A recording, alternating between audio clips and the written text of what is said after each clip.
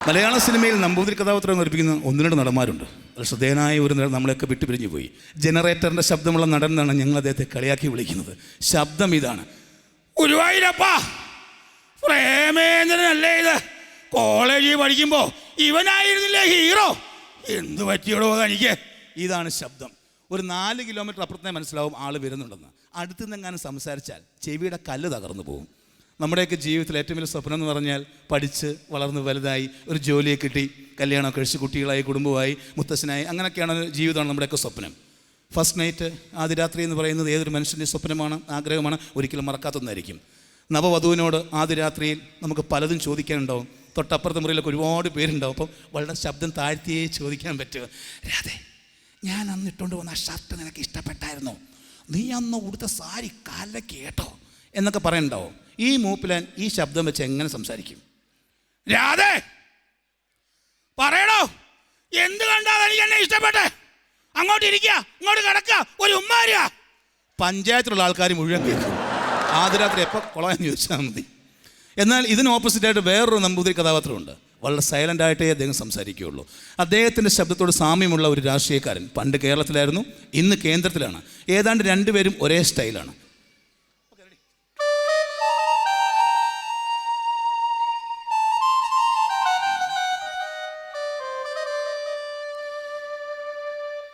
സത്യത്തിൽ ജനക മഹാരാജാവിൻ്റെ വില്ലൊടിക്കണമെന്ന് കേട്ടപ്പോഴേ എൻ്റെ കരണ തടിച്ചതുപോലെ എനിക്ക് തോന്നിയത്.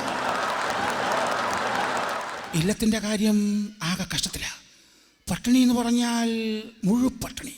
3 നേരവും കഞ്ഞി എന്ന് പറയുന്നത് ഏറ്റവും കറക്റ്റായിട്ടുള്ള കാര്യം. സത്യം, ഇപ്പോഴും കഞ്ഞിയാണ്, 3 നേരം കഞ്ഞി. ഇടയ്ക്ക് കുറച്ച് പയർ കിട്ടിയാൽ സന്തോഷം എന്ന് മാത്രം പറയാൻ പറ്റുള്ളൂ. ജീവിതത്തിൽ ഒന്നിനോടും പ്രതിരോധിച്ച് കഴിവില്ലാത്ത ഒരുത്തരാണ് ഞാൻ. പിന്നെ എങ്ങനെ ഈ പോസ്റ്റ് എനിക്ക് കിട്ടിയെന്ന് എനിക്ക് ഇപ്പോഴും മനസ്സിലായിട്ടില്ല. നല്ലൊരു യുദ്ധം വന്ന അപ്പം രാജിവെച്ച് എനിക്ക് അത് പറഞ്ഞില്ല.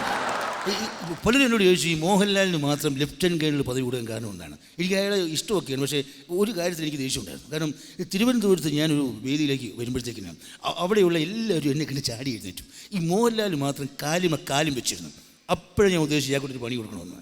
ഡൽഹി ചെന്ന് പദവി കൊടുത്തു. ഇപ്പം എൻ്റെ നിഴൽ കണ്ടാൽ മതി, ചാടി ഇരുന്ന് സലോട്ടടിക്കും. ഞാൻ വളരെ നൈസായിട്ടാണ് പണിയുന്നത്, ഒതുക്കത്തിലേ കൊടുക്കുള്ളൂ. അതാണ് എൻ്റെ ഒരു സ്റ്റൈൽ. Thank you. മലയാള സിനിമയിൽ നമുക്ക് 2 അശോകന്മാരുണ്ട്. ഒന്ന് ഹരിശ്രീ കുറിച്ചൊരു ഹരിശ്രീ അശോകനുമുണ്ട്. അതല്ലാതെ അടൂർ ഗോപാലകൃഷ്ണൻ സിനിമകളിലൊക്കെ ശ്രദ്ധേയമായ വേഷങ്ങൾ അവതരിപ്പിച്ച ഒരു ഉണ്ടക്കണ്ടുള്ള അശോകനുണ്ട്. തോമസ് കുട്ടി വിട്ടോട എന്ന് പറഞ്ഞ ഇൻ ഹരിഹർനഗറിലെ നമ്മുടെ അശോകൻ. ആ അശോകന ശബ്ദത്തിന് മുളിഞ്ഞു കിടപ്പുണ്ട് കേരള രാഷ്ട്രീയത്തിലെ കരുത്തനായ മറ്റൊരു രാഷ്ട്രീയ നേതാവിൻ്റെ ശബ്ദം. നമുക്ക് അശോകനെ ഒന്ന് കാണാം.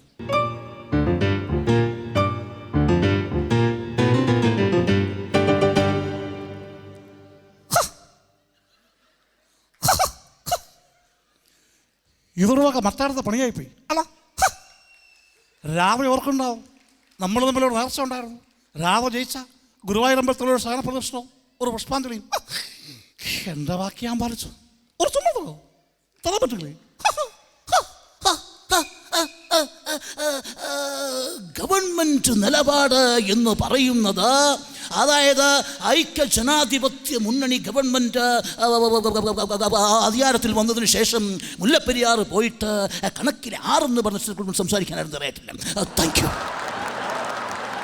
ഇതാണ് നമ്മൾ മിമിക്രിയിൽ കാണുന്ന മോർഫിംഗ്. എന്നാൽ ഈ മോർഫിംഗ് ഏറ്റവും കൂടുതൽ കാണുന്നത് സിനിമകളിലാണ്, പ്രത്യേകിച്ചും ഇംഗ്ലീഷ് സിനിമകൾ. നമുക്കറിയാം, അവതാർ എന്ന് പറയുന്ന സിനിമ ഈ അടുത്ത് റിലീസ് ചെയ്തപ്പോൾ 1500 കോടിയാണ് അതിൻ്റെ മുതൽ മുടക്ക്.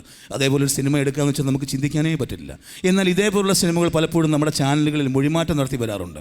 മിക്കപ്പോഴും തമിഴ് ചാനലിലാണ് ഇത് നടക്കാറുള്ളത്. ശരിക്കും പറഞ്ഞാൽ മര്യാദയ്ക്ക് ഇംഗ്ലീഷ് പറയുന്ന സാഹിബ്മാർ തമിഴ് പറയുമ്പോൾ വൃത്തികേട് അപ്പോഴേ മനസ്സിലാവുകയുള്ളൂ. തമിഴ് ഭാഷ വളരെ നല്ല ഭാഷയാണ്, റെസ്പെക്റ്റുള്ള ഭാഷയാണ്. ഇംഗ്ലീഷുകാരത് പറയുമ്പോൾ ഒട്ടും ഒരു മാച്ചാവില്ല. സ്റ്റീഫൻ സ്പിൽബർഗിൻ്റെ ജുറാസിക് പാർക്ക് എന്ന് പറയുന്ന സിനിമ നമ്മൾ തമിഴിലേക്കൊന്ന് മൊഴിമാറ്റം ചെയ്യാൻ പോവുകയാണ്. എങ്ങനെ ഇരിക്കും ആ സിനിമ എന്ന് നമുക്കൊന്ന് നേരിട്ട് കാണാം.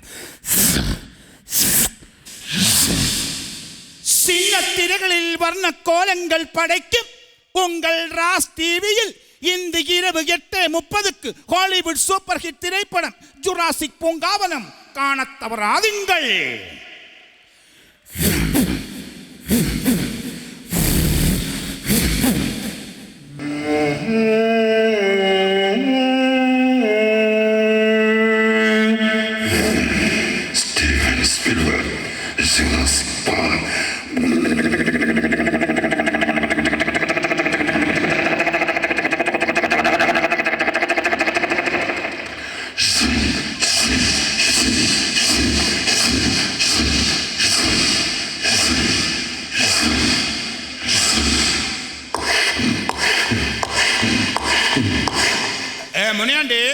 இந்த இரவுக்கு நீ எங்க போனடா? இல்லடா, நானும் என் அப்பாவும் ஃப்ரெண்ட்ஸ் எல்லாம் சேர்ந்து காடு சுற்றி பார்க்க போறடா. நீ வரலையா? இல்லடா, எனக்கு நிறைய வேலை இருக்குடா, நான் ஒரே பிஸிடா. ஓகேடா, அப்ப சாயங்காலம் பார்க்குறேன், பாய்டா.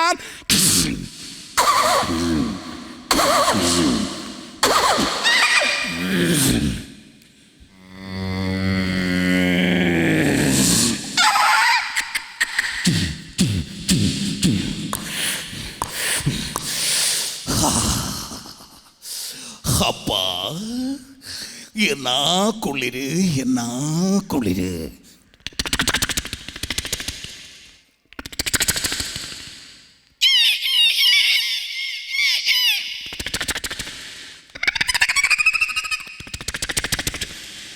செல்வே, செல்வே, என்னம்மா? என்னடி அத? தெரியலம்மா, ஏதோ பள்ளி மாதிரி இருக்கா.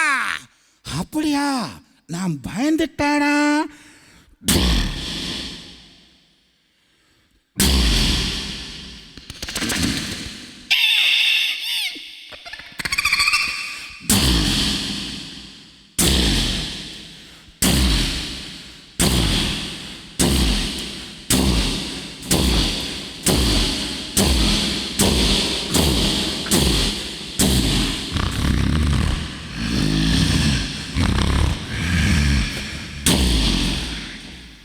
செல்வி, செல்வி, என்னம்மா? நாடி வாதில முட்டுறதா? தெரியலம்மா. வாதில தொறாப்பா. சரிம்மா.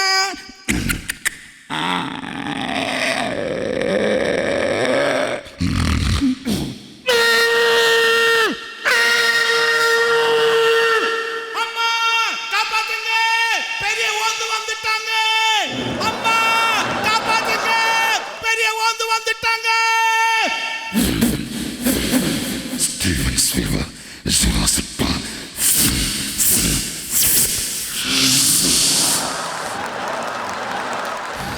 Thank you. ഒരു മോർഫിംഗ് നമുക്കറിയാം, ഇന്നിപ്പോൾ മൊബൈൽ ഫോണിൽ വരെ മോർഫിംഗ് സാധ്യമാണ്. ഒരു രൂപത്തിൽ നിന്ന് മറ്റൊരു രൂപത്തിലേക്ക് പല ആൾക്കാരുടെയും രൂപം മാറ്റി നിർത്തിക്കൊണ്ടിരിക്കുകയാണ്. ഇത് ശബ്ദത്തിൻ്റെ മോർഫിംഗാണ്. നമ്മുടെ പല താരങ്ങളുടെ ശബ്ദങ്ങളും ഒന്ന് മാറ്റിമറിച്ചെടുത്താൽ ചില രാഷ്ട്രീയക്കാരിലേക്ക് പോകുന്ന രസകരമായ ഒരു മോർഫിംഗാണ് നമ്മൾ ആദ്യം കാണാൻ പോകുന്നത്. ഈ മോർഫിങ്ങിന് ആദ്യം വിധേയനാകുന്നത് ഗോഡ് ഫാദർ എന്ന ഒറ്റ ചിത്രത്തിലൂടെ നമ്മളെല്ലാവരും വിസ്മയിപ്പിച്ച അനുസരനായ ആ നാടകാചാര്യൻ ശ്രീ NN പിള്ളയാണ്. പിള്ളസാറിൻ്റെ ശബ്ദത്തിൽ കേരള രാഷ്ട്രീയത്തിലെ കരുത്തനായ ഒരു രാഷ്ട്രീയ നേതാവ് ഒളിഞ്ഞുകിടപ്പുണ്ട്. നമുക്കാദ്യം ശ്രീ NN പിള്ളയെ ഒന്ന് കാണാം.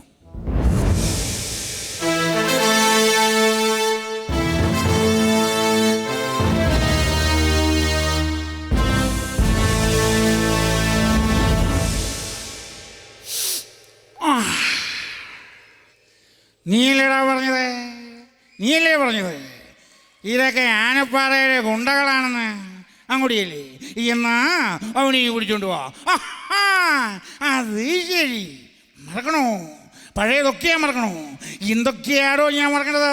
പറയുന്ന എന്തൊക്കെയാണ് ഞാൻ മറക്കേണ്ടത്? എൻ്റെ ലക്ഷ്മി, ഈ വീടിൻ്റെ മഹാലക്ഷ്മി എൻ്റെ കൺമുമ്പിലാവിട്ട് കൊണ്ടുപോണത്. ഈ കൈകളിൽ കിടന്ന അവസാനം അവൾ പെട്ടഞ്ഞു മരിച്ചത്. അത് ഞാൻ മറക്കണോന്ന്? എന്തൊക്കെയാണോ ഞാൻ മറക്കേണ്ടത്? മറക്കണോ? പഴയതൊക്കെ ഞാൻ മറക്കണോ? എന്തൊക്കെയാണ് ഞാൻ മറക്കേണ്ടത്? പഴയതൊക്കെ ഞാൻ മറക്കണോ?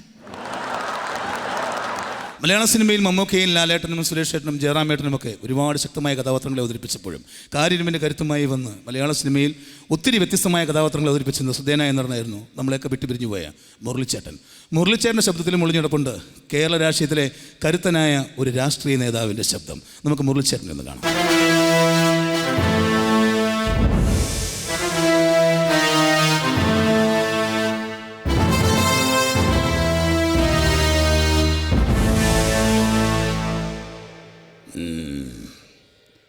മിസ്റ്റർ വിശ്വനാഥൻ, ജീവിതത്തിൽ ആദ്യമായി നിന്റെ വിറയാർന്ന കൈകളിലേക്ക് ഒരായുധമെടുത്ത് പിടിപ്പിച്ചു തന്നിട്ട് അതേതു പ്രാണന്റെ നേരെയും ചൂണ്ടിപ്പിടിക്കാനും കുടിനാറിഴ പോലും വ്യത്യാസമില്ലാതെ കാഞ്ചി വലിക്കാനും നിന്നെ പഠിപ്പിച്ചത് ഈ ശേഖരന. നിനക്ക് വേണമെങ്കിൽ ശേഖരനെ കൊല്ലാം, ഇവിടെ വച്ച് അവസാനിപ്പിക്കാം. പക്ഷേ 1000 തവണ മരണത്തിൽ നിന്നും നീന്തി കരകയറി മനസ്സും ശരീരവും നിന്റെ മുന്നിൽ തോറ്റു കാണണമെങ്കിൽ അതിനൊരു 100 ജന്മം കൂടി ജനിക്കണം. നായായിട്ടും നരിയായിട്ടും പിന്നെ നരനായിട്ടും. മനസ്സിലായോടാ?